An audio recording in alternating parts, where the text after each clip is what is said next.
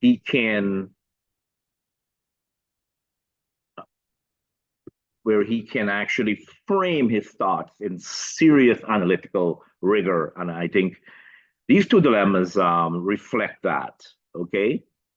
And so basically, the early formulation holds that the African insecurity stems from the Indian numerical edge um, that can lock that community out from political power. The Indian insecurity stems from the African dominance of the army and other security forces. Of course, these ideas were proposed in the 80s, late 80s, by Ravi and Betoram. And so I think there have been some changes in the sense that uh, there are private paramilitary groups now that might have to be accounted as we think about this. The underground economy and its ability to disrupt should also be considered going forward. But this should not detract from this important contribution, right? Because, as I said, when all the dust is settled regarding the oil and all of that, we're going to have to come back to these ideas, okay? Um, of course, let me try to go forward. So I have personally done some work on this in a 2021 paper where the two I've tried to re-express re-examine the security dilemmas, try to update it, and so I've formalized it as two ethnic groups largely vote for their perceived economic self-interest by voting for their kith and kin. So what that happens though, the above, this voting for self-interest and voting for kith and kin is driven by something called a strategic uncertainty that is built into the entire analysis. And if you, with strategic uncertainty and voting for your self-interest, result in a bad outcome for everyone, including those who voted for their kith and kin. I was able to formulate this largely because of the early works that Ravi did, right? Again, as I said, our political scientists have not formalized these ideas, okay? Our political scientists, many of them have PhDs, and they're all PhD level political scientists, are still at the level of empirics, in my opinion. And that is important. Empirics are important, but it is important to formalize things. And so he has done that and done that quite successfully. Both and so all doing all of that while being a practicing politician and an activist, some of many of you have noted. Okay, so you know they say we are able, our generation is able to see farther because we stand on the shoulders of giants, and certainly Ravi is a giant. And so the name of the paper is The Two Ethnic Security Dilemmas, a Political Economy Channel of the Natural Resource Curse. If anybody wants to read it, it's on ResearchGate. And of course, that paper will lead you back to all the original papers that Ravi did on this and Betoram. All right, so another very important idea is this notion of an ethnic impact statement, right? And again, here is where a proposal is coming from a framing. It's not just coming out of thin air, okay? If these dilemmas hold, then we have to have a proposal to deal with them. And so he proposed the ethnic impact statements. And what I plan to do today, though, is in the spirit of Ravi, right, is to look at home ownership rates in Guyana, right? So as a way of honoring him, I've decided to give you some fresh data today, to go to the data, the best we have, and pull out some numbers to see what we can find for home ownership rate, okay, in Guyana. right? Taran, excuse Yes, me, would you be able to finish in 5 minutes? probably, yes. Yeah. Great, thank you. And so one of the things I did was to use the LAPUP surveys, the 2015 LAPUP survey. And of course, you have to mine this data using a statistical software, so Stata. Now, LAPUP surveys are the best we have until the government can start giving us these data. And I do trust the LAPUP surveys because they were done by people from Vanderbilt with respectable folks back in Guyana conducting these surveys. So let's see what we found. The point of this exercise, yes, is to honor Ravi in the spirit of his ethnic impact statements, but also to emphasize that if we're going to have EISs, right, then we need data, right? Right. And this is one of the other big contributions of Ravi, right? All right. So but just to give you some numbers, in 2015, the home ownership rate was 65% in Guyana. For context, the United States home ownership rate in 2023 was 66%, right? So they're largely aligned. I mean, 65% in Guyana, 66%. So Guyana has a pretty high home ownership rate. However, let's look at the Indian home ownership rate in 2015 is 66.7%. The African home ownership rate in 2015 is 67.5%. Mixed Guyanese home ownership rate in 2015 is 60.1%. Amerindian home ownership rate in 2015 is 62.2%. What are some conclusions here? Well, the PPP has done a remarkable job in promoting home ownership. I'll give them that. I can quibble over many other stuff regarding the way the schemes are designed and so on, but that's a different discussion. But the fact is the PPP has increased the ownership of an important wealth across groups, okay, as we can see from the data, okay? And what we find is that there is no systematic difference between the Indo and Afro rates, right? Which is very important, right? So keep that in mind. I want to do something else. Again, going to the LAPUP surveys in the spirit of Ravi Dev. What about the employment rate? Now, we should not confuse the employment rate with the unemployment rate. They're different things, but so I went to the 2016 LAPUP survey. Again, you have to mine the data using Stata.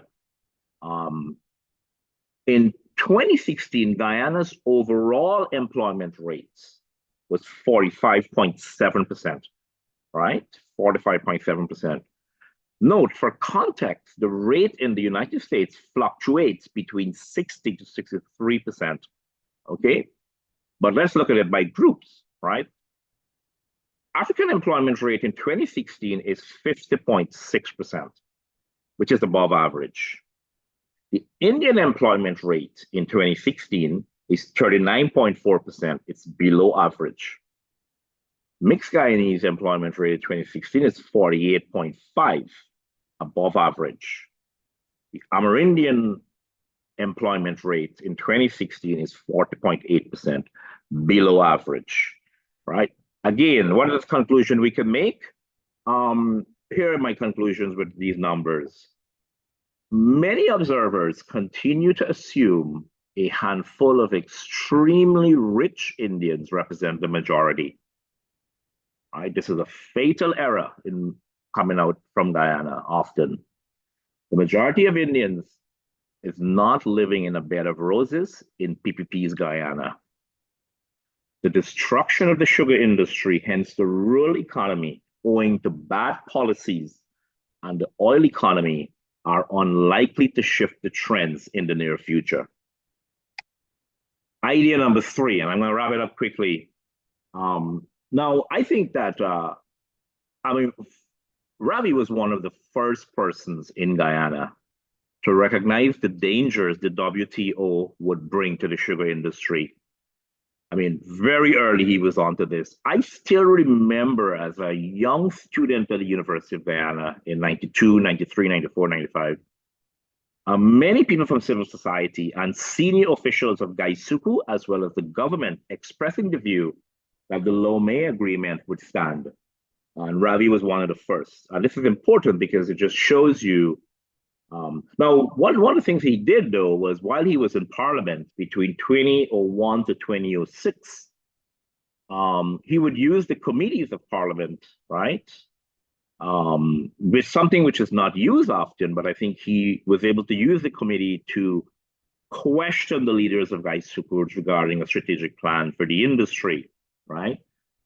So I have no doubt that if somebody like Ravi had more powers, the story of rural economy and sugar would have been a different one. Now, am I reminiscing the good old days of sugar? No. The point I'm trying to make is if you have a large scale enterprise, you just don't shut it down. What you ask is, what other production can this large scale enterprise leapfrog into, right? Because we know that there are certain advantages of large scale, right? And we should not break it up for a set of mom and pops and small scale, okay? So, and I think this was, I mean, it was, yes, not a lot of people realize this, but Ravi was very early in this. Now, I do have some other points to make, but we can do so in the question. And I know 5 minutes have come to an end. And, Ravi is also coming out from the ESDs. He proposed systems of governance, right? And I remember back in the day when we were in the early days, this was pre-Roar. We literally sat down, largely by the guidance of Ravi and Betaram. A set of kids, basically in their 20s, early 20s, wrote an entire constitution. Right? I hope we have copies of that constitution. But we wrote the constitution that if the ESDs hold, and that's the problem of the day, well, then what should be the constitution? And we actually wrote one, but I'll stop there. Thank you, and I would welcome your questions. Good, thank you very much, Taran. Quite an interesting expose about a remarkable public speaker and a man of very innovative ideas in Guyana. I want to invite members of the audience now to please go ahead and raise your electronic hand if you would like to pose a question to Professor Taran Kemraj. You can do so by going to the reactions button, clicking on that, and then you will see a raised hand icon. Click on the raised hand icon if you would like to ask a question.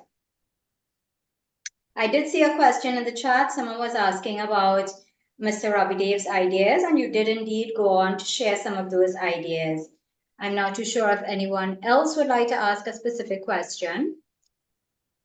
Are there any other ideas of Mr. Ravi Dev that you would like to share? Taran? Well, I mean, Ravi proposed, as I said, we have a whole constitution, and unfortunately, I don't have a copy of that constitution. But the gist of it was to shape a governance system which would reflect the problem, the crucial problem of the day. Of course, one of this was a federal system, and it's an extremely controversial idea, and it's been debated. There was lots of heated debates on this. Outside of that, another arrangement was some kind of a power sharing arrangement is necessary given the problems of the day.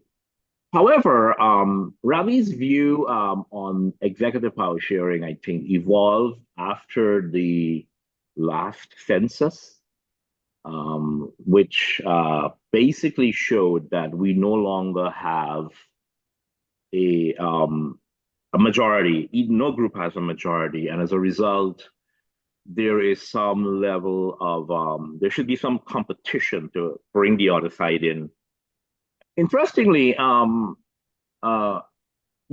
person did prove this as a model that it can work, except when his government got into power, I think other people might have derailed this. And that is David Granger. I mean, we can say whatever we want, but he demonstrated it is possible to win an election in Guyana by forming alliances. And which is something that Ravi has been talking about before Granger actually took it up, right? And I think what an element in the PNC has done is to destroy the promise of David Granger, right? that I have no doubt that it's going to be extremely difficult now going forward because this memory of 2020 holds. But only recently we've had these terrible statements from Hamilton Green. I mean, if only Green was very smart, he would have known that, Granger actually demonstrated it's possible. Now, as it relates to the numbers from the last census, um, you know, I mean, I'm not discounting Ravi's ideas with respect to the need for alliance building and so on, but some people may say I am conspiratorial here, but I don't trust the 39%. I would think the Indian population is close to 4 to 5%, and I'll leave it as that. Okay, great. So let's take another question. Sorry, let's take a question from Mr. Ramesh Gampat. His hand is up. Mr. Gampat, please unmute your mic and go ahead.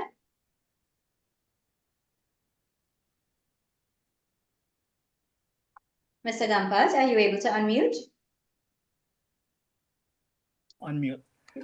There we go, yes. That's a very, very analytic and insightful presentation. Thank you so much for that. But I want to ask you a question. African home ownership, the rate is rather high. If I recall correctly, it's about 67%, which raises the question, how do you define a home? I was born, raised, and grew up in the Scuba Coast. And if I'm not mistaken, probably about a third of the population on the Scuba Coast is African. And in my estimate, less than half of the African on the Scuba Coast own a home. So, I have a little worries, if I may put it that way, about the rate of African home ownership. Well, I mean, one of the things that I would say here, yes, thank you for the comment and thank you for the question. But remember, I'm using the 2016 survey, right? So this survey took place late 2015, early 2016. That's when the dates would be on the website, when they actually conducted the survey throughout the country. Now, and what that really reflects is that things have changed. And when, again, in the spirit of Ravi there, we have to look at these things without emotions. And we cannot, the PPP has done a lot in shaping the village systems in terms of homes and so on, going back to the 1990s. I mean, President Jagdeo, when he was president, I mean, this was one of his great, I always say Jagdeo has two great successes. This was one of them, and the VAT, except a lot of people don't appreciate the latter. And as I said, one of these days when the dust is settled, we're gonna need to go back to things like VAT, and that's another discussion. But they did. I mean, for all the criticisms of the PVP, they did a remarkable job here. And I have gone into many of the new villages that's created, and I could tell you one of the things that the PVP has done is to have a very multi-ethnic home ownership rate, and that was quite remarkable. Now, yes, I mean, we don't know the home values. I mean, that's not, the data doesn't allow us to tell us that. I keep saying that if we really want to know this, the government gotta give us the numbers. The government should give us a survey and not people at university in the US doing surveys for us to benefit from. I would say though that I'd say that the rural economy has been suffering the last 10 years. So I wouldn't be surprised that home values are might have declined in the rural economy, right? But again, I would be speculating there. But as it relates to home ownership rates, I believe the number is pretty accurate in the modern era. Okay, great. Thank you very much for that contribution. I'll just ask everyone else to please withhold at this point in time. We are already at 3:49. We did have technical issues and we need to move on because we have 3 speakers waiting. So if you don't mind, I'm sure you'll have an opportunity at the end. So let me bring on our second speaker, and perhaps he will add to what Professor Kemaraj has already stated, or perhaps clarified and then add some more. So we'll bring on Professor Betaram Ramharak now. He's the professor of political science at Nassau Community College in New York. He's the author of biographies on Balram Singh Rai, Jang Bahadur Singh, Alice Bhagwande Singh, and Hari Prasad. We're delighted to announce that his latest book on Hari Prasad has just been published by the ICC and will be launched on Zoom very soon. So welcome, Professor Ramharak. Please go ahead for 15 minutes. All right, can you guys hear me? Yes. All right, Mubarak Ramadan, Namaste, and good afternoon to everyone. Taran obviously has done a great job presenting a picture of some of the ideas of Ravi Dev. And I'm sure Salam will do the same. Now, just to remind everyone out there, we were part of an organization called ROAR, right, which was a political party with the express intention of giving a voice to Indians. So I don't have a PowerPoint, but I am going to try to be like Mr. Dev and speak extemporaneously. I'll do my best. Let me just say a couple of things. We're all close friends. And the one thing that I can brag about, and I'm speaking directly to Taran and Salim, is that I am the only one here who can claim to have Ravi Dev dance at my wedding when I got married. He had a big car. He dressed it up, and he was the lead Bariat, and he drove us we sat, me and my wife, in the back of the car. He drove us from the temple to my home. So that was part of our experience together. So I'm going to try to give you some bits and pieces of Mr. Dev, because he is a living legend. And there are a couple of things that I think, when we talk about a person, as I said, Taran has done a great job presenting some of his ideas. But hopefully I'm going to share with you, and you can connect with these pieces to get a picture of who the legend really is. I know in the byline of your program, you listed Ravi as Indian rights, activist, a writer, a member of parliament. But I would say it's much more complex than this. And if I had to add a couple more words to that byline, I would say, well, he's a Hindu. And I think that is very important for us to understand, because that is where much of his ideas originate from. And I don't think Ravi will have a problem saying that the leader of India today, Mr. Modi, is doing a very good job representing Hindus. And India is a place that Hindus can be very proud of. So I do want to make that very clear. And he has worked very closely with Swami Aksharananda to promote Hinduism in Guyana. So that will be part of, what makes him as a person. That obviously shapes his outlook in life. I would say also he's a great historian, because when he writes, his writing is very deeply embedded in historical facts. And he has been a writer for many, many years. He has written a column for Starbuck News. He has written a regular column for Kaichur News. And I can tell you, when he first began to write I believe in the early 90s, Freddie Kissoon had dubbed him, Ravi Dev, as the most dangerous person in Guyana. But I guess after reading some of the columns written by Ravi, Freddie did say that Ravi Dev is probably the most important politician in Guyana. So that's a spin and that's a change, right? I would also add that he's a great educator, because his writing have been very prolific and very profound. And he has done a lot of that. And I've been encouraging him to put all of those writings together in a couple of books. I say couple of books because it's a tremendous amount of writings on all kinds of issues that you can think of. And it's not just politics or economics, but every issue that you can think of in Guyana. He's done a lot of writing recently on the Guyana-Venezuela dispute. I would also add the concept of, I don't want to say pan-Indianist because that sounds like we're copying someone else's idea, but I think the word uh, globalist Indian can also be applied to Mr. Dev's thinking and his writing. I remember in the 1980s, late 1980s, he was a member of a global organization, GOPIO, where he, along with myself and others, were able to bring Chedi Jagan, Basdeo Pandey, the deposed leader of Fiji, into that conference. And it was a great conference because it was a time that we sat down and we talked about, Indians globally, not just in Guyana.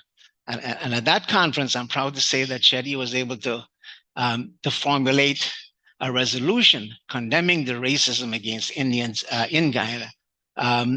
So I would also add, and this is the last thing I would say, because I want to talk about some of the ideas that really make him an Indian rights activist. I would add that he's a great speaker. I don't ever recall, as far as I can remember, where he actually read from a text. As Taran correctly said, most of his speaking were done by rehearsing the ideas. And I do remember those shows, Issues and Answers, because I've been on some of them, where we would sit down and discuss the ideas. He would take notes.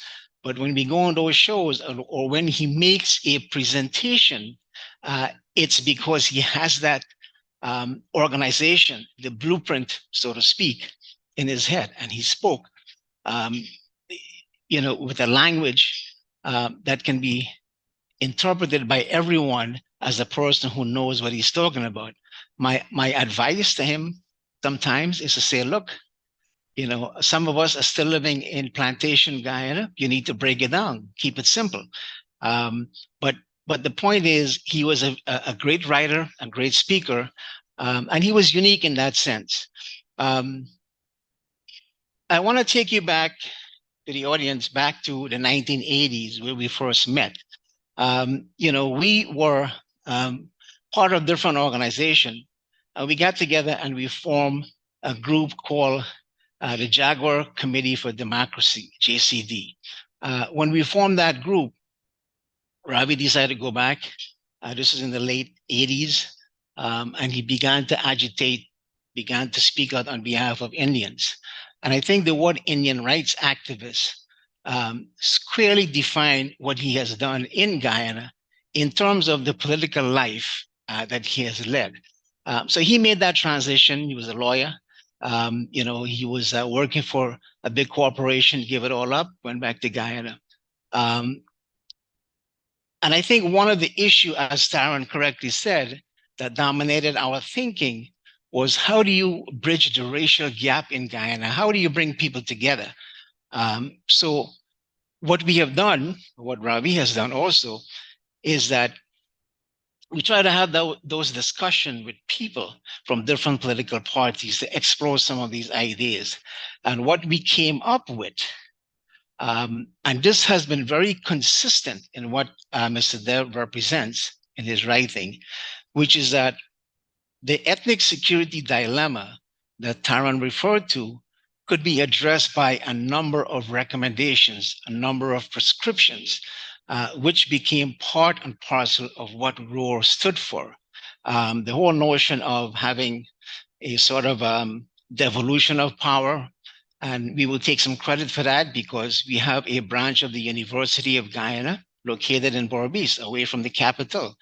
The whole notion of ethnic impact statement, which can give us an idea, which community is benefiting from government largesse, and how do we correct the problem if some communities are benefiting more than the other. We have talked forcefully about the whole notion of affirmative action, where we can address concerns of people who are deprived or more deprived than others, for instance, the Amerindians. But I also want to say that one of the most important things that we have recommended in what we have done, and Ravi still writes about this, is the whole notion of having a balanced military force, because that is crucial. And that is something that the PPP has called for consistently since the 1960s. right? And I think is still on the table. So consistency has been part of what Mr. Dev has done. And again, to come back to this whole notion of an Indian rights activist, I would agree wholeheartedly and truly that Mr. Dev has given us a voice. He's given Indians a voice. Now, some people may say, well, they may interpret that to mean that, well, you're only concerned about Indians. But if you understand your own history, you know who you are, I think that makes it easier for you to relate to others or the cultures or the cultures, right? And I think that was very crucial to what Roar was doing. And there were a number of incidents, and again, to kind of demonstrate how this consistency is still there. We can go back to 1998. On January 12th, 1998, there was a series of attacks, outbreak in the city, and Indians were beaten. Mr. Dev got businesses together, businessmen, and a study was done. Ads were placed in the newspaper, and a list was compiled of those people who were affected by the violence, right? This was done in a report, which was compiled by a group called GIFT, right? The Guyana Indian Foundation Trust. Now, this was 1998, and this was also one of the pretexts for the formation of ROAR in the following year. We also had a series of violence that took place again after 2002, and another study was done by an organization called GIHA, Guyana Indian Heritage Association. Mr. Dev was very much involved with these two organizations. And again, my point here is that he has given Indians a voice, and in a sense, we are documenting the history of what's happening to Indians. Those two reports, compiled by GIFT and GIHA, in a sense, repeat some of the concerns that were expressed by the commissioners who wrote a report, a commission of inquiry that goes back to 1964 in a village called Wisma, where the entire Indian community was removed from that village. So my point here is that, being consistent and talking about having a balanced force and talking about the evolution of power, affirmative action, and all of those things are still, I believe, relevant, to Guyanese society. And I think those are areas where Mr. Dev has made a very, very important contribution. Taran makes the point that, well, Guyana is a unique place, right, where the three dominant political parties were all Marxist oriented. So the question of ethnicity was not given the kind of important consideration that it should, because this has been a dominant issue in Guyanese society. So the whole notion of exploring, right, that concept and that variable of Guyanese society in a way to find solution was very crucial. Now, one of the important contributions that Dev has communicated to the Guyanese audience, those who read his writings, is the fact that I think he has done a pretty good job at stemming the violence against Indians, because through his writings, he has made the point that Indians are no longer a majority population. The population has shrunk. During 1980, I believe it was 52%. That has shrunk. So there's no reason for Africans to be afraid in an election. Now, I know, as Taran said, there are some issues about the population in terms of, what are the numbers, but the point is, we have made the recommendation that you can form coalition. So therefore, elections has a meaning, and the PNC, being a minority party, can win elections. So there's no need to take to the streets and beat the heck out of Indians. So that was an important contribution.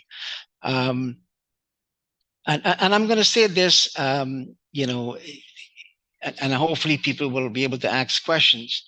so we can maybe add some other pieces to the picture of who Mr. Dev represent. There's a famous African saying by Chinua Achebe, which goes like this: until the story of the lion is told, history will always glorify the hunter.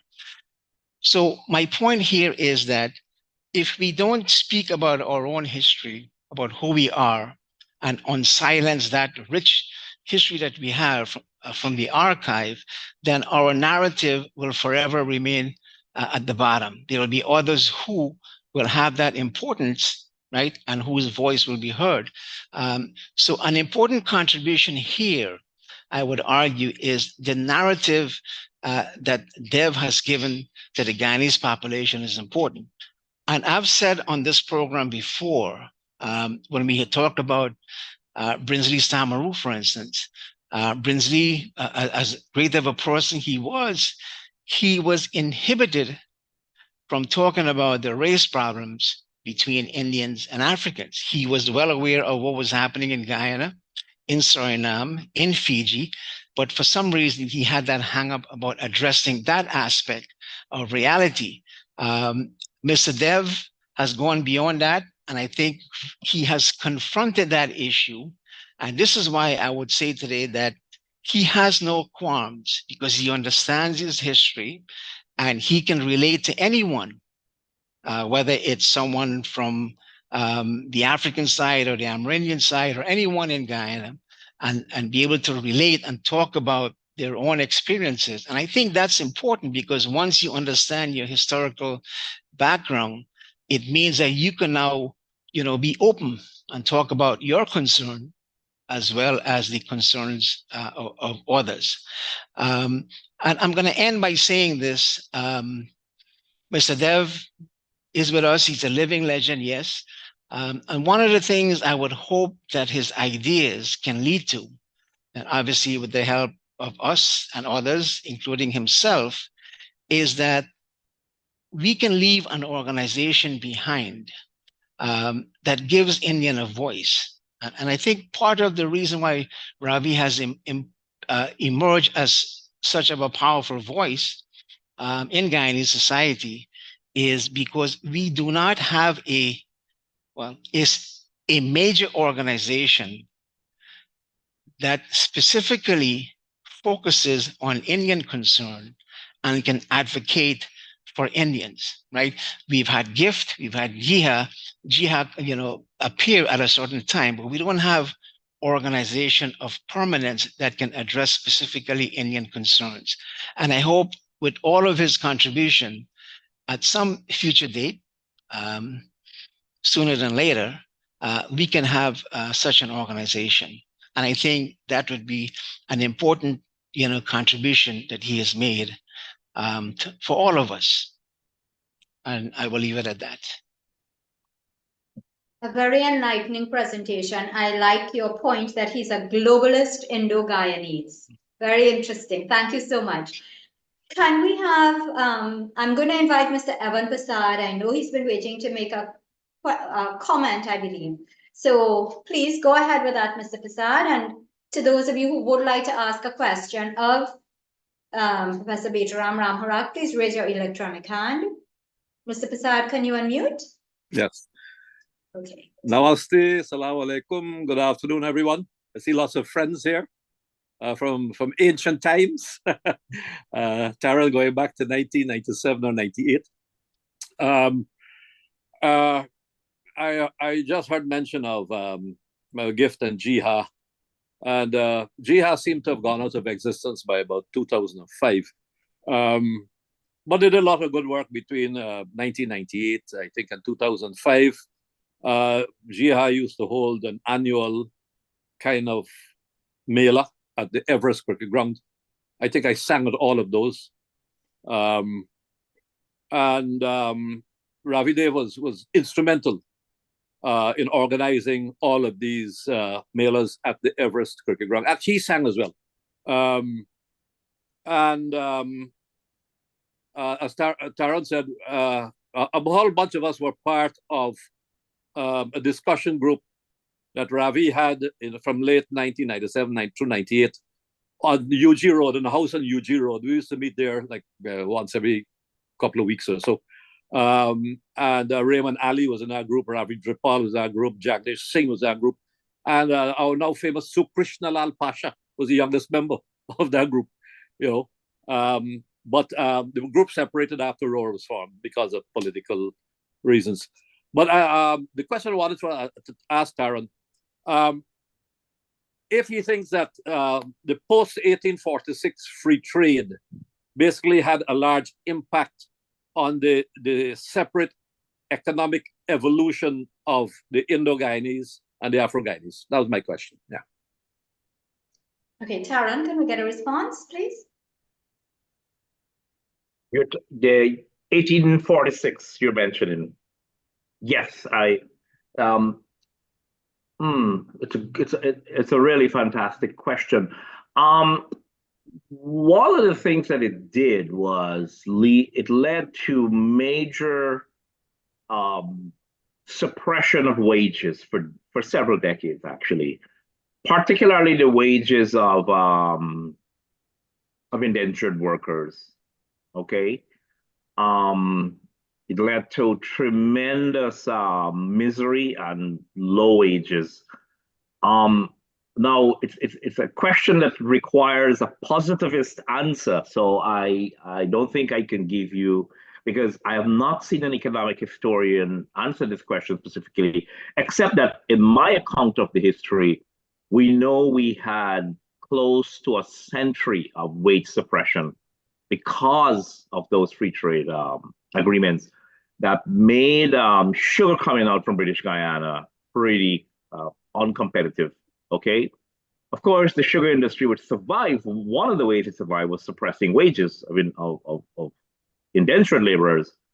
But it would there were also other reasons. It would innovate, have superior ways of technical innovations, like new ways of processing the sugar and so on. So new varieties were introduced and so on. So technology played a role, but it's a wonderful question. And at the same time, we know that the factories and so on of the sugar factories were largely manned by skilled African laborers. Africans have moved on the plant largely, but not completely. So it's a tantalizing possibility that it might have accounted for income differentials, and it's something that people should look into. And I personally will look into it. I don't have an answer for it, but it does. Because I said it's a yes or no answer, and it's a positivist response it requires, but I know there was wage suppression. Okay. Thank you very much, Taran. Appreciate it. Ladies and gentlemen, let's move on now to our third speaker, and this is Mr. Saluddin Nasruddin. He's the president of Global Organization of Guyanese, a US-based organization bridging the gap between Guyana and the diaspora. He supports various charities in Guyana. Welcome. You have 15 minutes.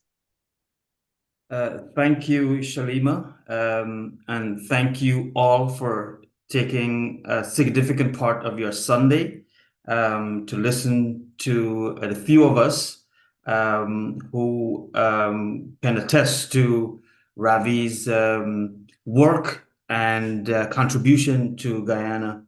Ramadan Mubarak, everyone. Assalamu alaikum, namaskar.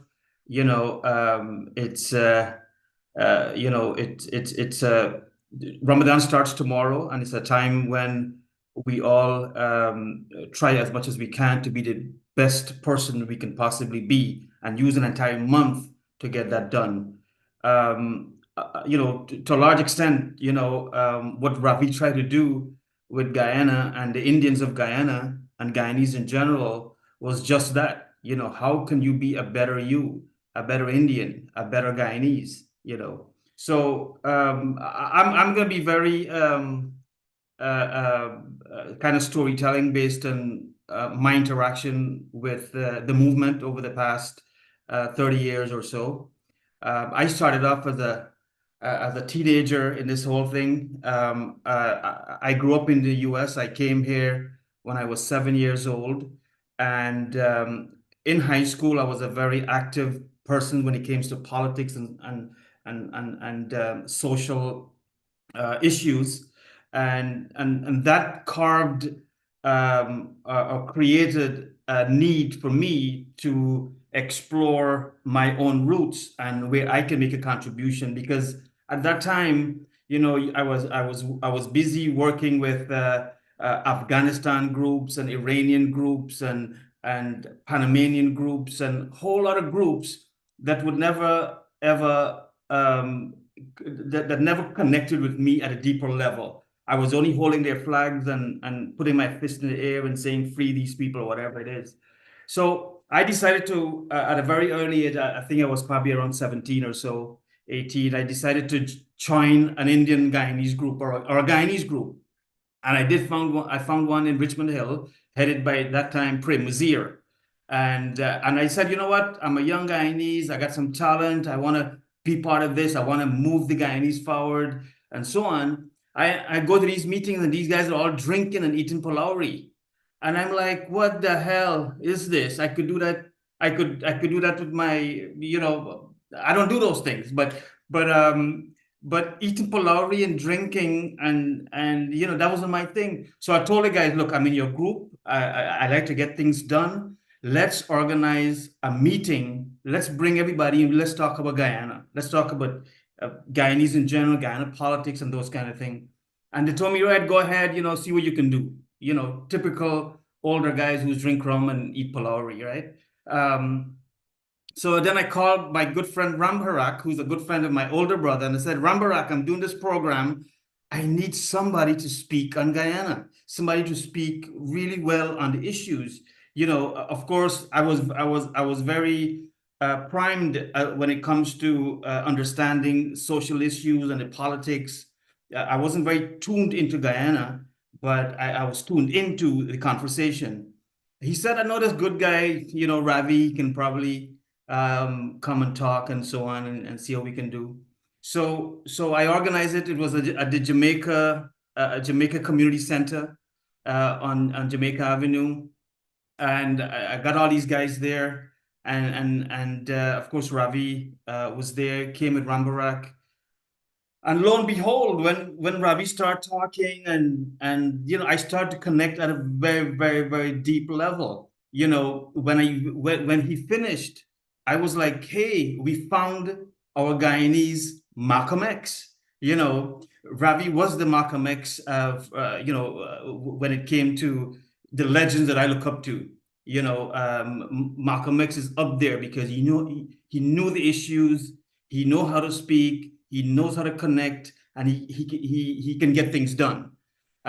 So to a large extent, that was my early interaction, and I want to thank Ramparak for inviting Ravi to that meeting to speak. And by the way, speaking of car, Ravi picked me up on his Porsche to that meeting. You know, so Ravi, of course, was very, very successful in the US. Had no issue with you know, funding projects and these kind of things, but he felt that there was, you know, a deeper calling in Guyana. After that meeting, of course, me and Ravi, you know, we start talking, exchanging phone calls, and at that time it was probably letters, no emails and all that kind of stuff, right? We had to call each other and so on. And Ravi said, you know, we're going to Guyana and, you know, you want to come? And I was still in probably last year of high school, going into college. And I said, why not? You know, how can I refuse such a big moment in my life? And it did change my life. I'm glad that I did go to Guyana with Ravi and Ramparak and so many others. It was a turning point in my life in who I really wanted to be. I didn't have to fake it. I didn't have to make up things about myself. I could just be who I am in myself. So of course, at that time, it was the Jaguar Committee for Democracy. And there were some very colorful characters we had as well with us. apart from the few of us, we had, Vasan, Ramracha, and those guys who were very, very knowledgeable and knew the issues very well and helped all of us to kind of put our fingers on the pulse on how things are happening. In Guyana, of course, one of the things I believe Ravi's contribution is, and I think both speakers spoke about it, was the clear definition of the problem of Guyana. And coming back to the whole thing of Ravi being Indian right activist, I myself, like Rambarak, while Ravi might be an Indian and he might be an activist, I don't think we can limit him to that. I think Ravi was a Guyanese nationalist activist, and that is the problem with us sometimes. We want to corner somebody as to their own little piece of work. Ravi's work and implication helps Indians, but more importantly, helps all of Guyana, and to a large extent, probably even the regional Indian presence. So Ravi's ability to clearly define and articulate what the problem of Guyana is, to me, was important, and I think that sort of allowed him to develop the ideas and the policies and the grouping and the movement that we were doing in all those years to get this going.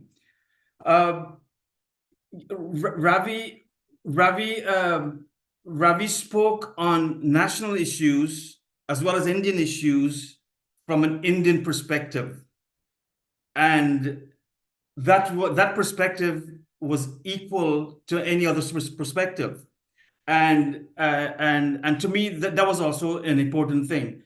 It gave legitimacy to the Indian perspective, which was always on the back. We must talk. Don't talk about Indian thing. Don't talk about dal and rice. Don't talk about walk around with orange flag and all that kind of stuff. Be Guyanese. Don't be Indian.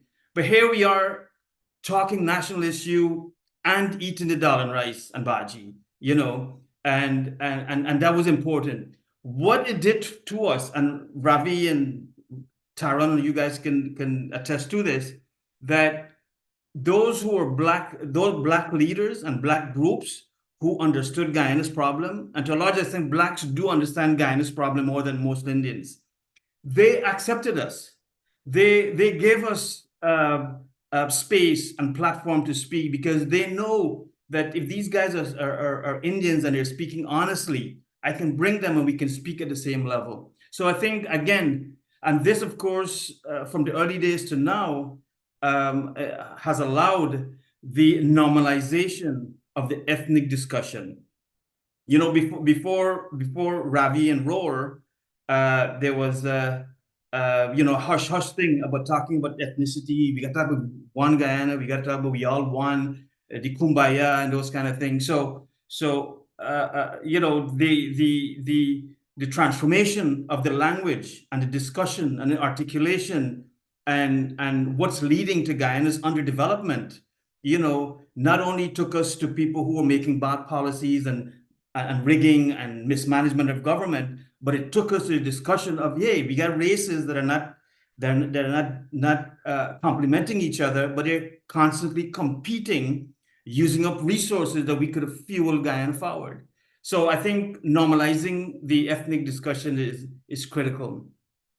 I think, of course, all of this, provided clear solutions for Guyana's ethnic politics. And of course, Rambarak and Taran went into depth about those things. I'm not going to go into them. But things like constitutional reform or constitutional change, things like removing power from the top, where the PPP and the PNC always wanted it to be, and kind of knocking it down and have everybody get a little piece of the power, the devolution of power, I think was, revolutionary ideas.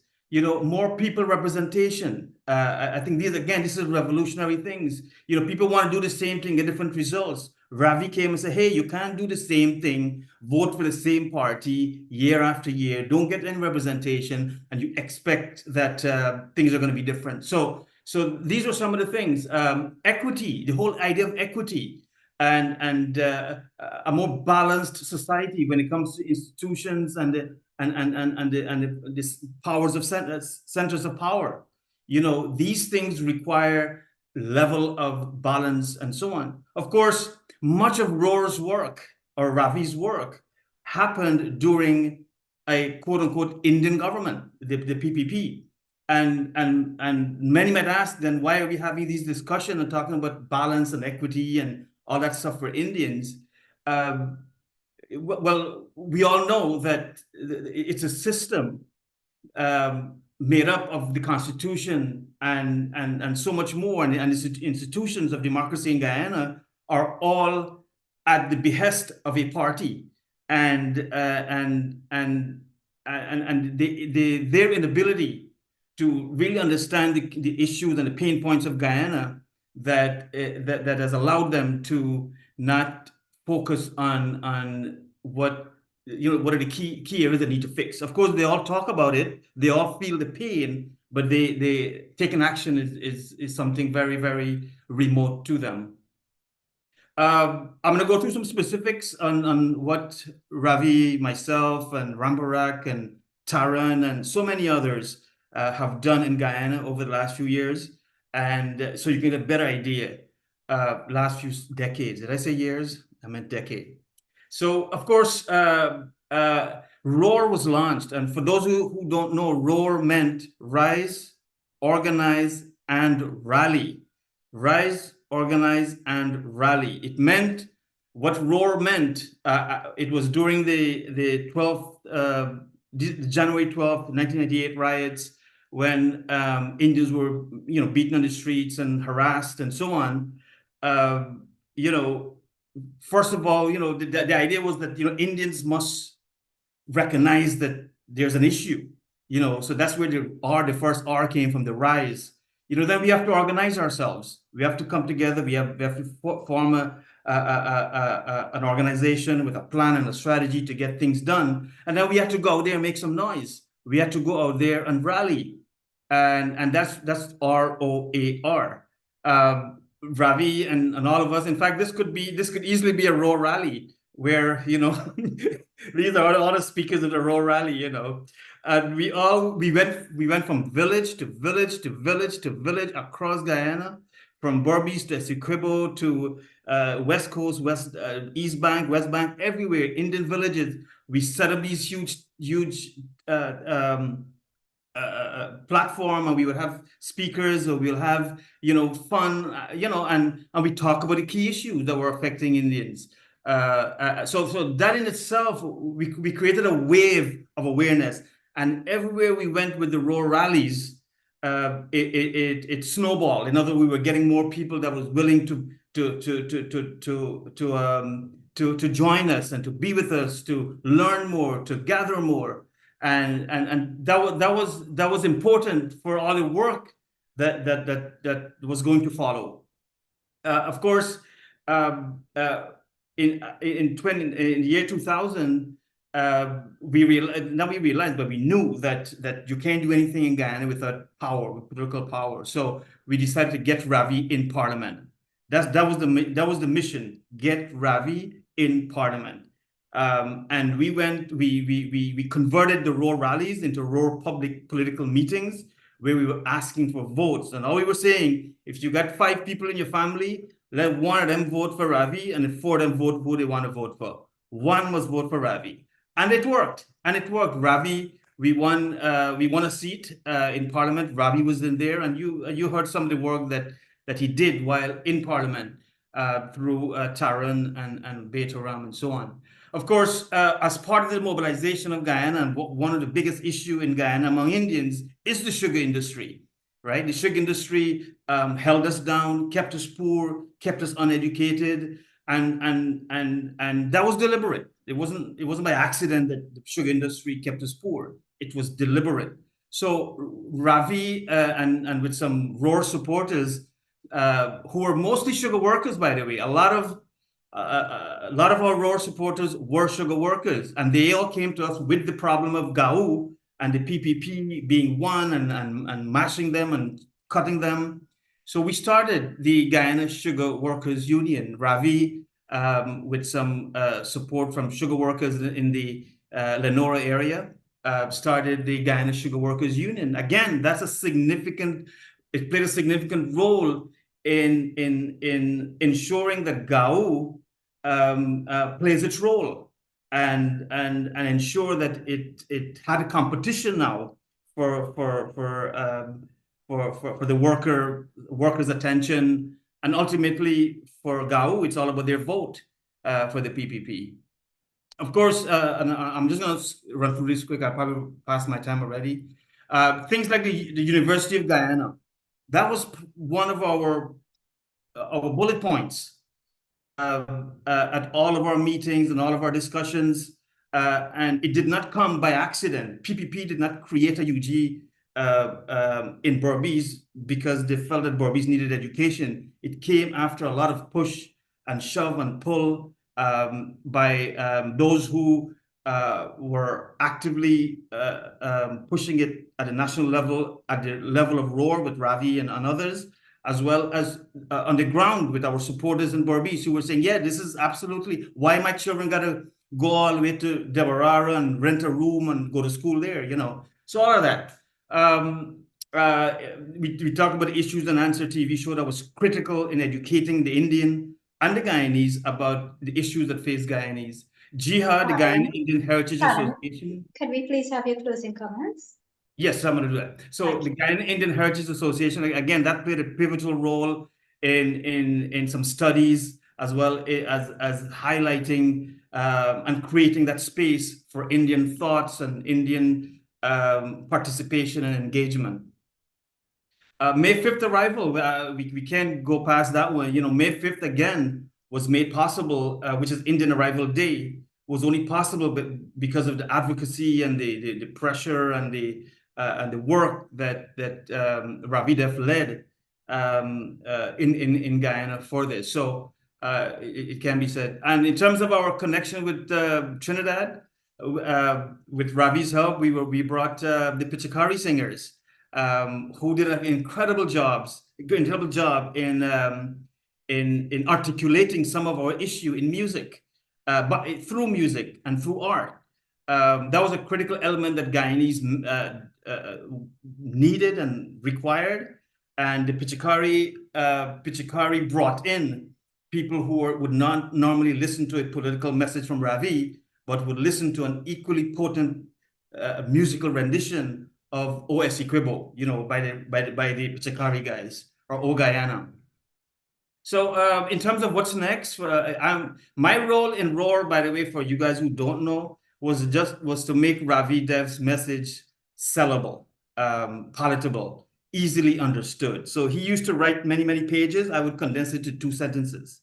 So that was my role in the whole of Ravi, in Issues and Answers and all that kind of stuff. But in terms of what next, I believe there is definitely needs, as Brother Beturam mentioned, there's definitely need for a physical and digital library for all of Ravi's work. You know, whether it's historical writing, whether it's the ideas and the policies, whether it's, you know, how Roar was able to grow and develop itself. You know, there's a lot of stuff that needs to be, and I've been talking to these guys about it for many, many years. But I think we need to be at that stage where we can now, you know, have this done. The second thing, I think definitely there needs to be a documentary done on Ravi and Roar and Beturam and how that helped to unravel the politics in Guyana, and how that can be a platform for looking at Guyana's issues in a different way. And there's some other ideas, but I'll stop there. I want to thank you very much, and I want to pay tribute to Ravi that, you know, you are a legend. You know, you're on top of there with Michael Jordan and Muhammad Ali and Malcolm X in my heart, and it will always be there. And you are a significant part of my personal and social development. And I always tell people that, you made me and helped me who I am today. And thank you, and I appreciate you for that. Excellent, Salim. Thank you very much for that wonderful tribute and expose about the man. Professor Betaram Ramharak has been very patiently waiting. Why don't you go ahead and be very brief with your question or comment, please? Thank you. You're muted. Yes, you can speak now. Yeah, Salim brings back a lot of great memories of our time in Guyana. I just want to say, I know Evan is here, and I want to pay tribute to him. He has done a great job and continues to do. I think he lives in the archives. That's my suspicion. And he's always posting information that I have to end up going to the archive. Or if I'm not there, I have to contact him to get information. So he's been continuously doing that, and I think that's important. One of the things I do want to say, and I know Salim and Taron mentioned this, but I think it's worth emphasizing, which is that I remember reading something about Walter Rodney. Somebody asked him, how do you define yourself? And he said a number of things. He said, I'm Guyanese, yes, that's my citizenship, but I'm also a Black man from the Caribbean. I share an African culture and blah, blah, blah. There's a lengthy definition. So I think what Ravi has done, and I will give credit to Roar also, is that we have made that notion of being an Indian, giving Indians a voice, legitimate, right? That's part of our discussion. There are many times when we will be attacked as if we're racist because we dare to speak about the Indian concern, and I think I do want to give Ravi also credit for some of the things that I have been doing in my own life. I've written some stuff about people that I have never heard of growing up in Guyana, and people continue to tell me. Jang Bahadur Singh, Alice Bagwande, I know I'm blowing my own horn, but I think it's important to mention those things because it now places the emphasis and the focus on why your history is as important as everybody else's history. And I want to end by this. I think Ravi has also done an important job in his message by telling us that the job is incomplete. And there are two things I want to make sure I say here today that is crucial for us to understand. And hopefully the chelas of Ravi Dev, the followers can push to have this done, which is that one, we need to make sure that the word Indian is attached to Indian Arrival Day. We've got Arrival Day, but we want to make sure it's put back into that concept because it legitimizes our history, from the time we land there in Guyana. And secondly, what is most also important is that Mr. Dev, and I think the government is working on this, but we want to be able to put some pressure, which is to have our record. And I don't mean just the immigration record. We need to digitize and newspapers and everything else that has to do with the history of Indians and others in Guyana, because it wasn't just the Indians who came as indentured laborers, the Portuguese, the Chinese. And as Ravi has reminded us, there are about 40,000 Africans who also came as indentured. So it's not just an Indian thing. And I think, to give credence to Ravi Dev's ideas, I think if we can get those things going, and I think we all agree that having an Indian organization with some permanence that speaks on behalf of Indian issues would also be very crucial. An excellent suggestion there. Mr. Prasad, can you please make your comment very, very quickly? We want to bring on the man of the moment. Right. Can you hear me? Yes. Right. Just as for Professor Ramharak, he has written a whole set of books about dead people. I think he should write one about a living person, and then he could put the epilogue later when that time comes, right? But he should write at least one book about a living person.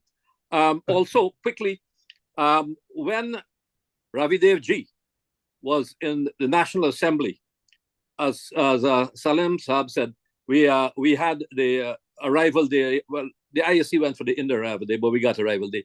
But significantly, I presented a report on behalf of the IAC, and I was questioned by Ravi Devji. And this was to deal with the upward movement of Indian females for their age of consent from 13 to 16. Everyone else at the time was 16. The age of consent for all females except Indian females was at 16. And we moved, and during his time, we got it moved from 13 to 16 because the British wanted all the girls to be on the estates and bearing children at the age of 14, etc. Okay, very nice. Thank you very much for that contribution. Ladies and gentlemen, we want to now bring on the man of the moment, Mr. Ravi Dev, a globalist Indo-Guyanese intellectual and a former member of parliament in Guyana. He was the leader of Rise, Organize and Rebuild Guyana, ROAR, an Indo-Guyanese political party formed in response to violence against Indo-Guyanese after the 1997 elections, which the PPP won. Before we welcome him, we want to serenade him with one of his favorite songs, and I'll ask Ravin to now just take a few minutes to bring on "Ae Mere Dile Nadan" by Lata Mangeshkar.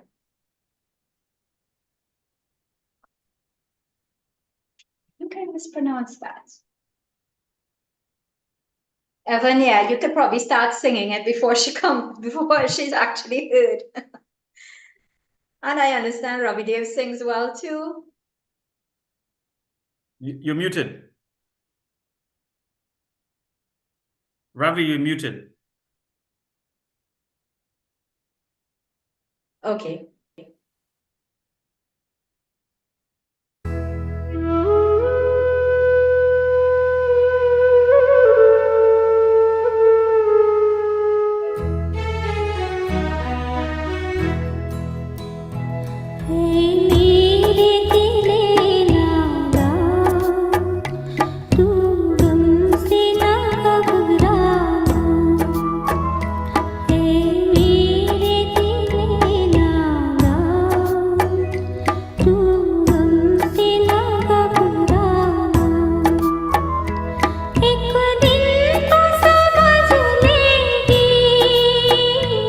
दुनिया तेरा अफसाना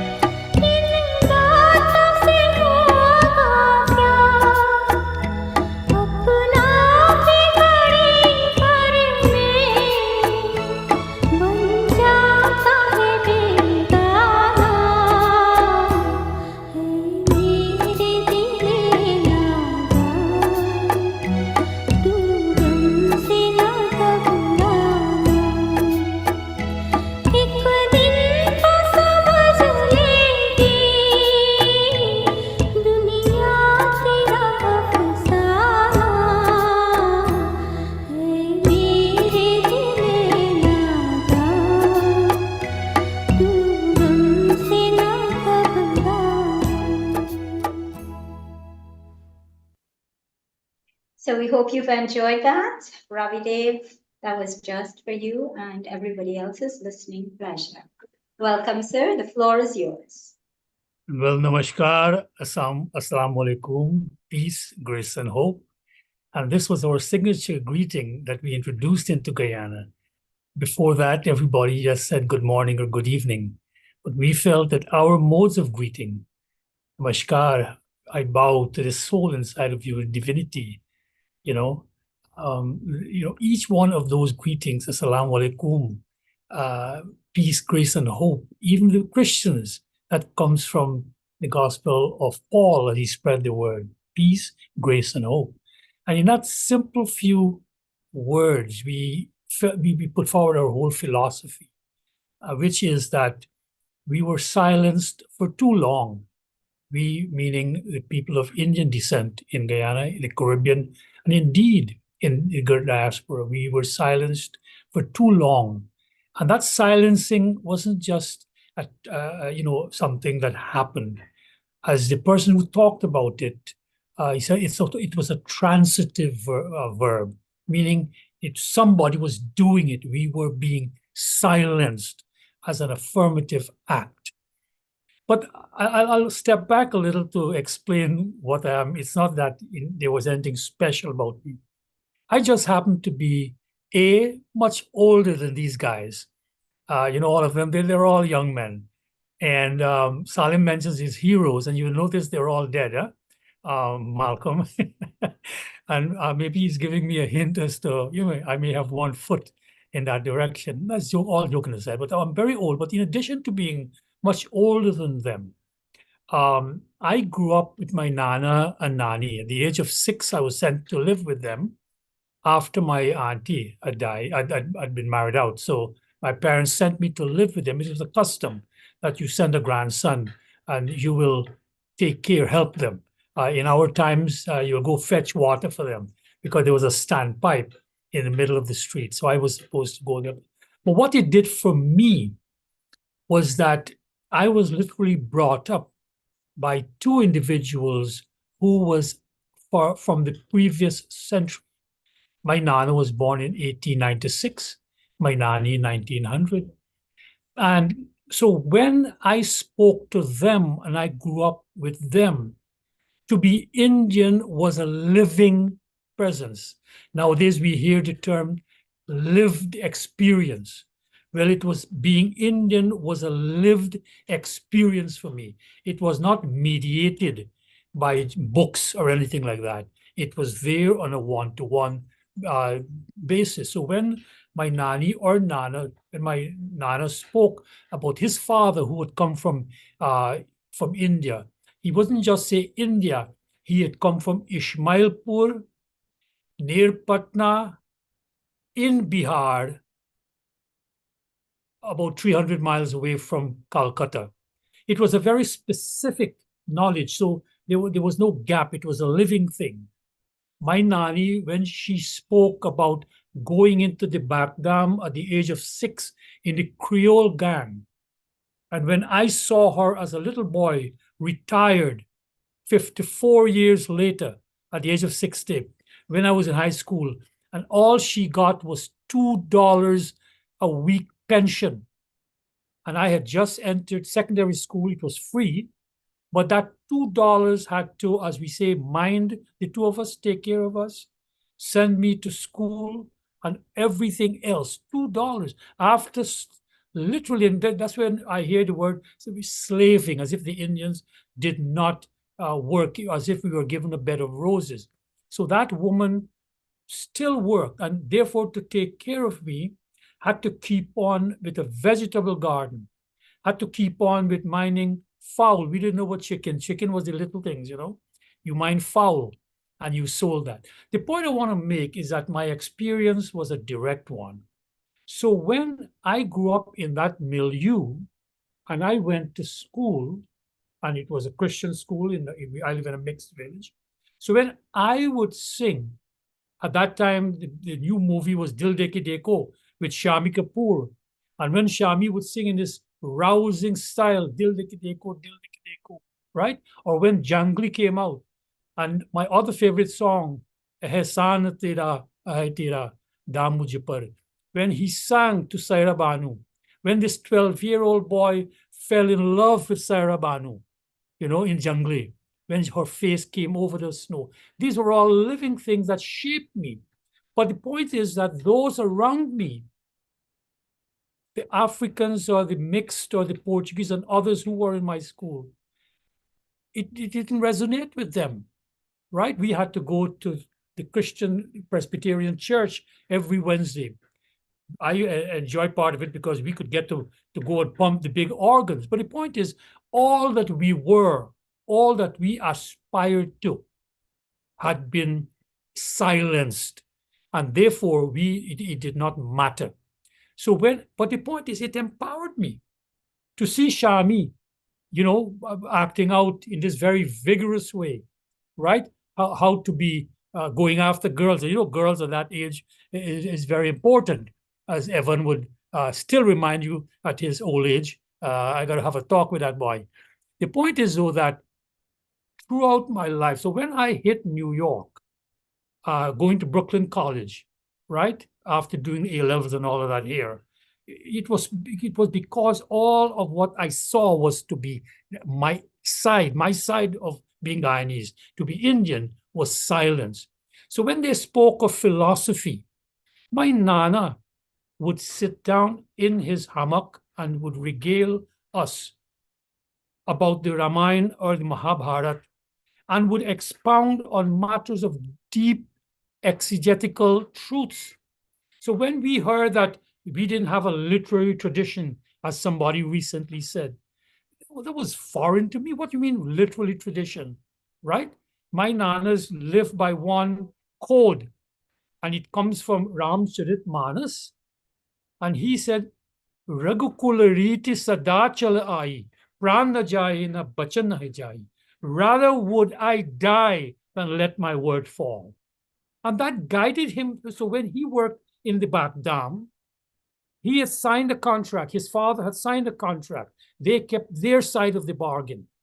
They didn't let their word drop. Whether they were coerced or tricked and all that didn't matter. They gave their word. They would come and work here on a contract with given terms.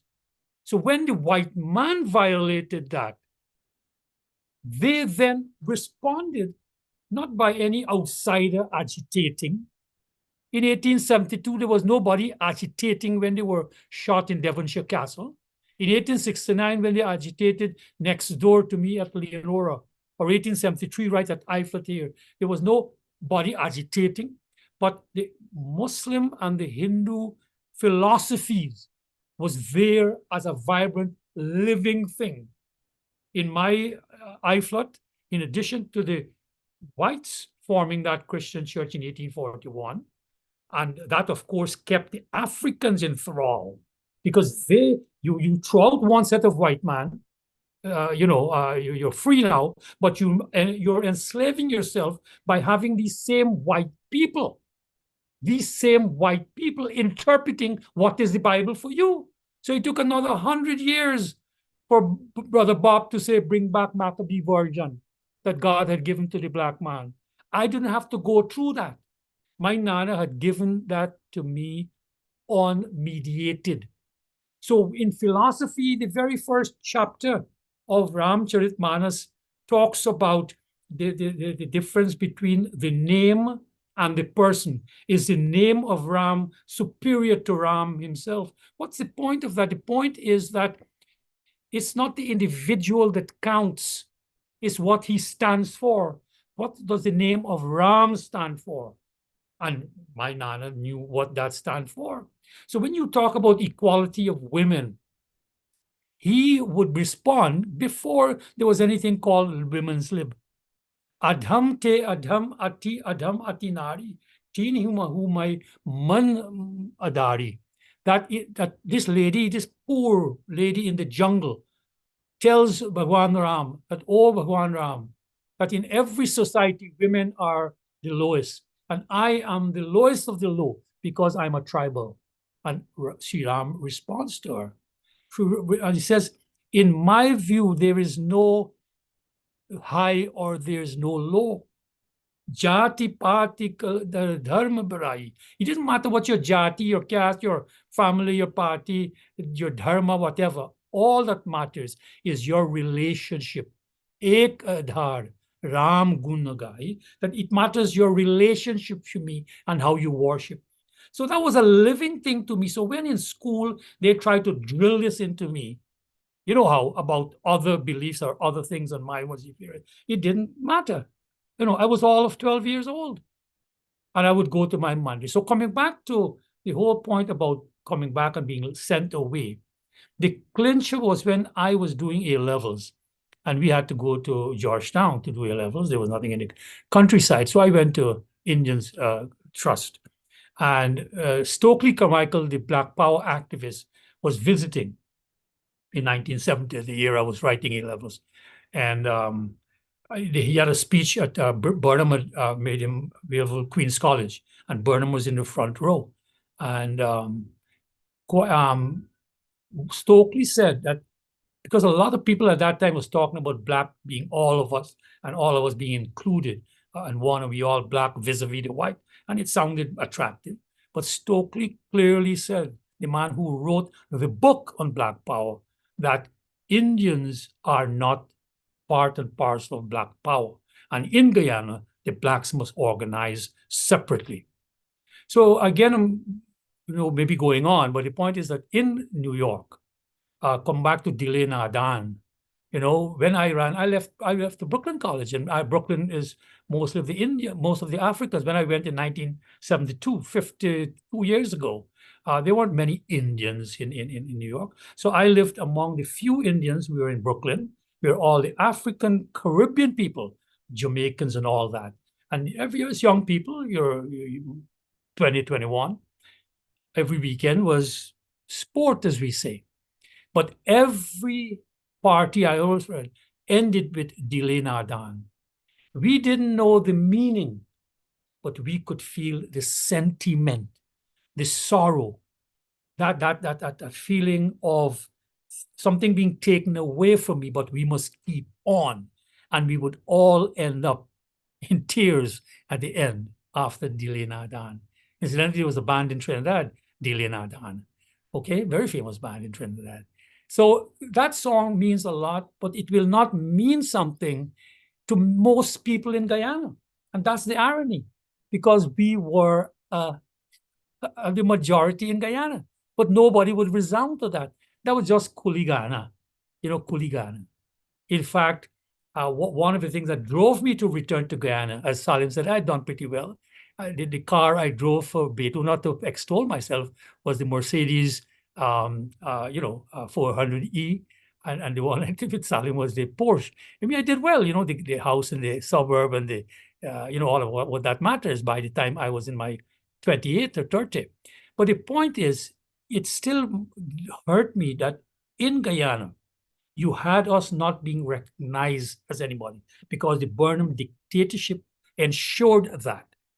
So in 1986, there was this new newspaper that Desmond Hoyt had let come, the Stabrook News. And this was going to be a new dispensation. And up comes a middle page spread that was done. I used to come all the way from New Jersey, where I live, to Queens, by the Indians who were in Queens, to see that. And I bought this newspaper and I opened it up. And in the middle is that Indians should join the mainstream culture. And I couldn't believe it, because here was the paper led by a guy who was part of the elite, who was anti-Burnham. He was part of that educated lot. And he said that Indians should be part of an elite. And he was part of a group called the New World Group, a Caribbean group. So it brought home to me that even in the elite, Indians were still seen as peripheral. The silencing had still not been dislodged in the years that I've been away. It just increased my desire, because by then, and I want to say this, that in New York, individuals like Beto Ram and Vishnu Bisram, while they were much younger than me, Beto is one of the first Indian young men.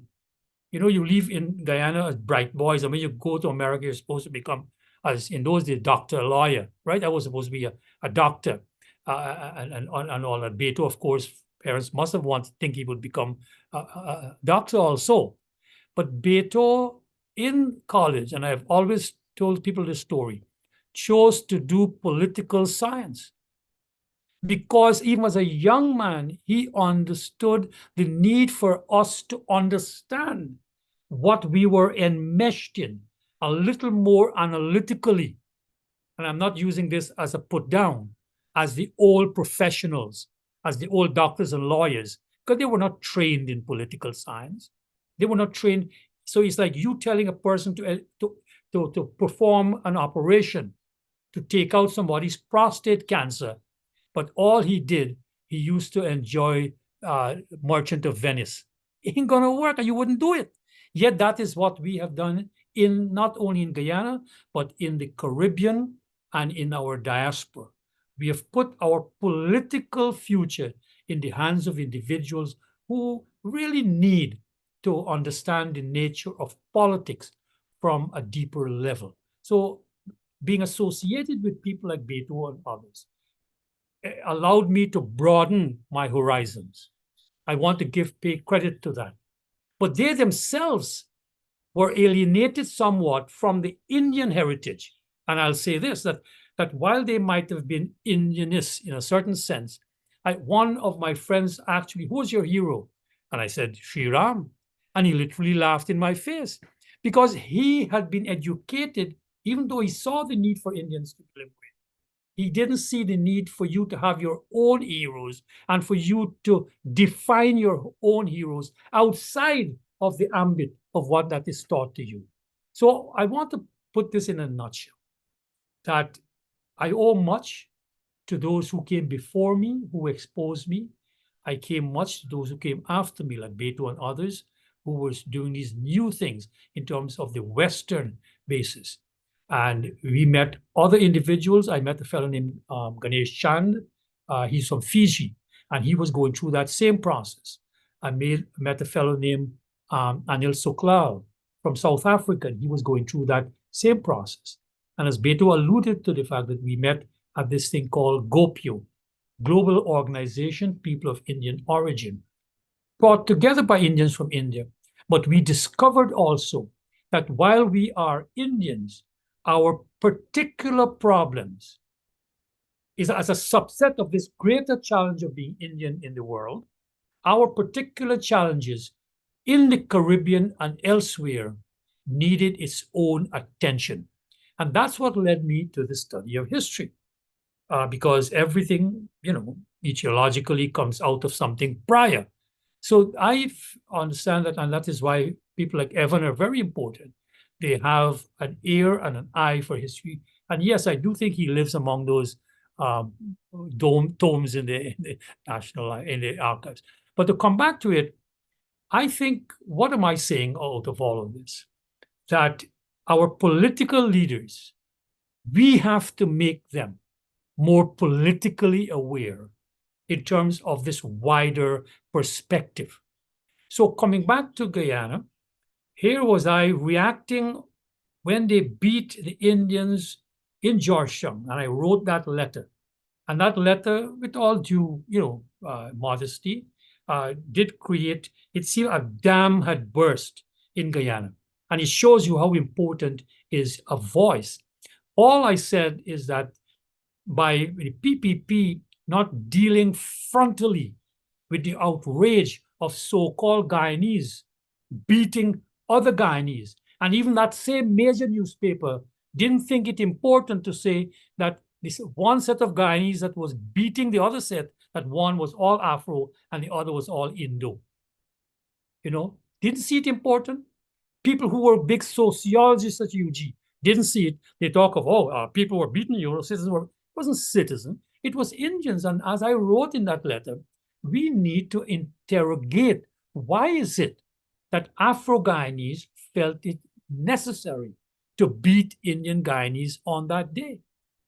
As a subset, why was it that Afro-Guyanese females felt it necessary to egg on their men to do the beating and the stripping and other things that happened? There got to be a reason. Afro-Guyanese are not crazy. And as we had pointed out before, it is not that they are bad people. Like all of us are human beings. And as a Hindu, my perspective is that we all have what we call an admixture of gunas, sattvic ones, tamasic ones, rajasic ones. They're all a mixture. But there must have been something, and that is where we fell back on our theory, the group of us from New York, of this ethnic security dilemma. Beto, as a student of international politics at New York University, an Ivy League university, he had reached this term ethnic security dilemma. And my contribution was to take that notion that there are structural features that can almost impel you to acting in a certain way. He did it in the international field, and I applied it within the domestic field, that there could be certain things that made Afro-Guyanese do this. So, for example, why didn't we enter the police force? People would say, why didn't you all go to the police force? Well, we showed that if from 1855, Indians were taken into the police force, they performed credibly. But then the Governor Cartwright, passed an ordinance. Indians were not to be taken in. And how? They did it in a very clever way, not by saying Indians got to be taken, but by imposing what they call physical characteristic. Your chest measurement had to be such, your height had to be such, and so on and so forth. We coming from India at that time, we were all like 5'2", like my great-grandfather. You know how? With very puny chests, because we had been malnutritioned in India for over 100 years by the British raping Bihar and Uttar Pradesh. So the point is, we were able to put those things together, that we're not blaming Afro-Guyanese as a people. There's a system, as Salim said, and we just didn't criticize the system. If you have an ethnic dilemma, you have to address it. A political problem needs a political situation as a solution. You can't get around that. That was one of our axioms. A political problem needs a political solution. And to our great consternation, even though we have come a long way towards accepting the need to deal with the ethnic question, we have come a long way by both the PPP and PNC, but they're still being coy about it. So it's left to those individuals from the younger generation. Beto talks about the need for a new group. I'm not being in any way cynical about it, but I'm in my last stage now. I can know what's going on in my body and in my head. We need a group of younger people, just like when we started those discussions, and people from across the spectrum would come down. I know I would go over to East Coast where I met you, Evan, and so on, or others would come, like Taran and these 5 boys from the Bank of Guyana.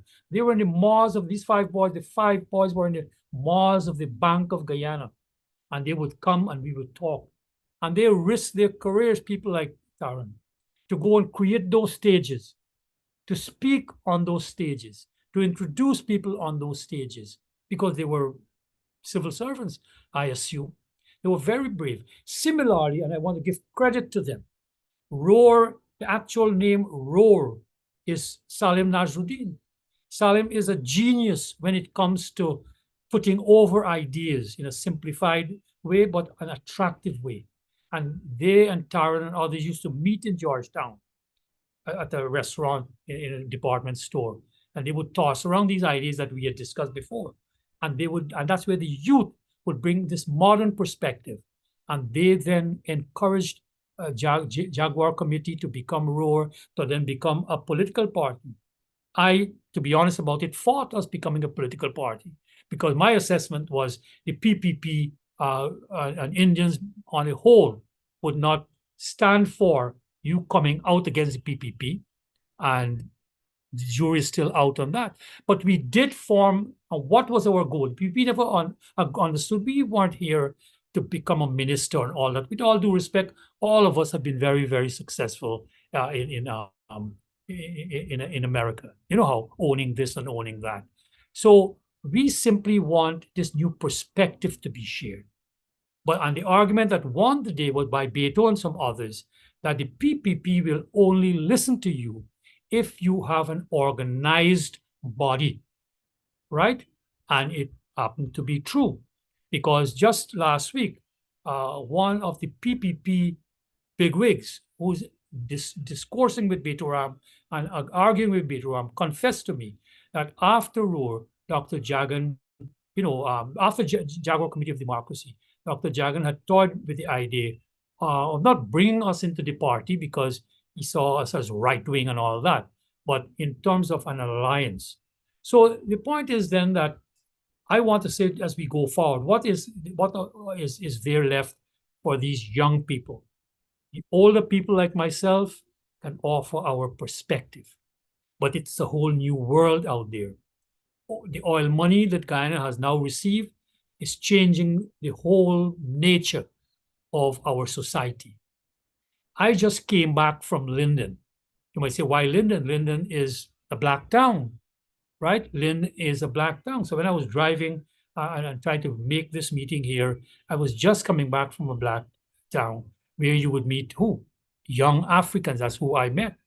And because you have to try to get a feel for those with whom you are engaging, especially the young ones.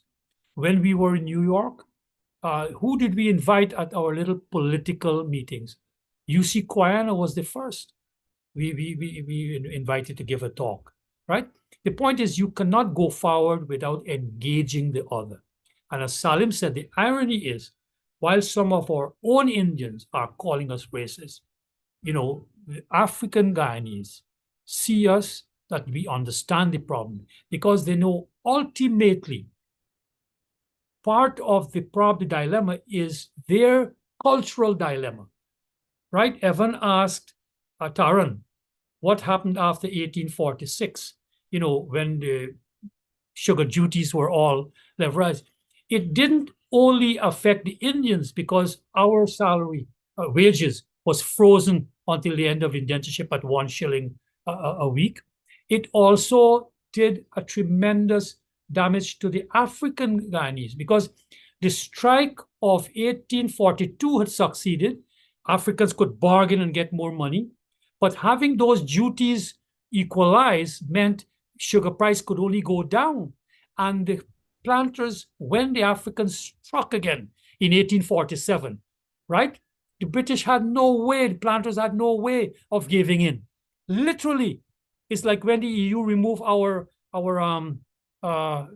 subsidy, right? In 2006 or whenever. You have no way to bargain. The PPP had no way to go with sugar cane prices. So the same thing happened in 1847. So that affected blacks structurally because the planters now came down harder on them, passed laws as to how they could purchase land, passed laws as to whether they can get water from the sugar estate. So it affected them. I will conclude by this.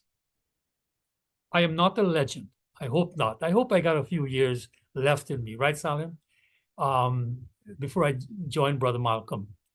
But the point is that what we have shown is that our speaking of Indian issues doesn't have to be done behind closed doors. To the extent we articulate it in the public dilemma, those with whom we compete politically against will understand, quote unquote, where we're coming from. Unless we do that, they will simply think we hate Black people, we look down on Black people, we're racist against Black people, and it's nothing of the sort. It's nothing of the sort. But structurally, things can happen. I will conclude by this and finish my segment. What drove me to Guyana, what drove me to return, give up everything in America, because even my family deteriorated. My then wife said, who, me? I ain't going back to Guyana. You think I'm crazy or what? Because Guyana at that time was very broken. I have a new family over here that has done so excellently. But that's another issue. But the point is that I came out of Iflat, this mixed village. And we were living as one because we had just come out of the lodges and we were building these new houses that Monarch called High House, and you have a radio as a status symbol, right? High House and radio is now his book. So we and Afro-Guyanese were living as one. I slept over in African Guyanese homes in my village. We share this and share that. But I saw that when to use, I see my friend Devanan Bhagwan there. So I'll use an analogy that will get him.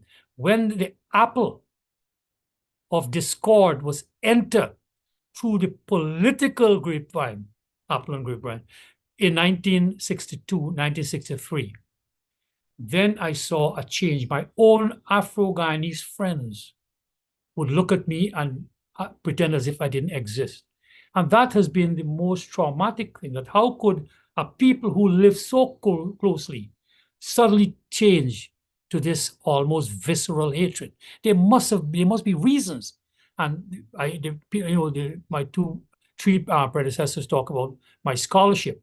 And I am not a scholar, but I have tried to dig into those who have studied it and not just give uninformed, comments. So when I say that the central Black dilemma is something called the social comparison process, this has been proven experimentally by a fellow named Festinger and others, that in all humans we are driven to compare ourselves with others. Social comparison process.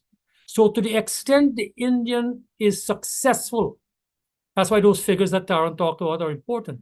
To the extent we are seen to be successful, when the Africans compare themselves to that, to the extent that they are seen to be behind us, you will have trouble. Because no one blames themselves. No one blames themselves. The finger is always pointed outwards. And I saw that as a boy of 12 years old in the early 60s. So I want to, again, I'm concluding about 10 times now, but to say that I hope a group comes up of young people who can understand the new dynamics, but don't go into preaching without understanding the fundamentals of that which I've been studying. I thank you for giving me this opportunity, and I thank Kumar for the compliment that he has paid me by labeling the program as he has. Thank you so much, Mr. Ravi. It has been an honor and a privilege to share this space with you. We've already gone over by 16 minutes, and so, ladies and gentlemen, I want to say thank you very much to all our presenters. Professor Taran Temraj, Professor Bejaram Ramharak, Salim Nasruddin. You've given freely of your time, your experience, your knowledge, and expertise on Mr. Ravi. It was our pleasure today to highlight this Indo-Guyanese intellectual and to have him share his life story on our program. We are truly enriched, Mr. Ravi, by your philosophy and your presence. Thank you. I want to say thank you as well to all the members of our audience on Zoom and on YouTube for attending and participating.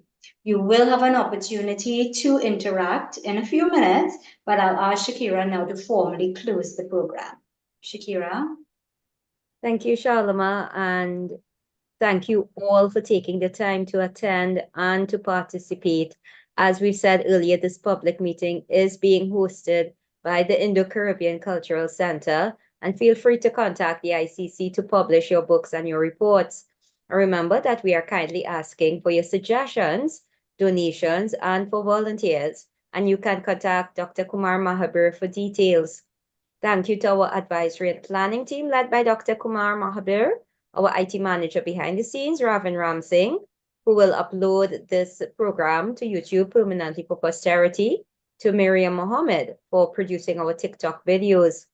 Our topic next Sunday will be Indians in the French-speaking countries in the diaspora, such as Seychelles, Reunion, and Mauritius. So please visit our YouTube channel to see all our past recordings.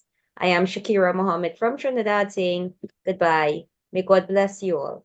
Dhanyavad.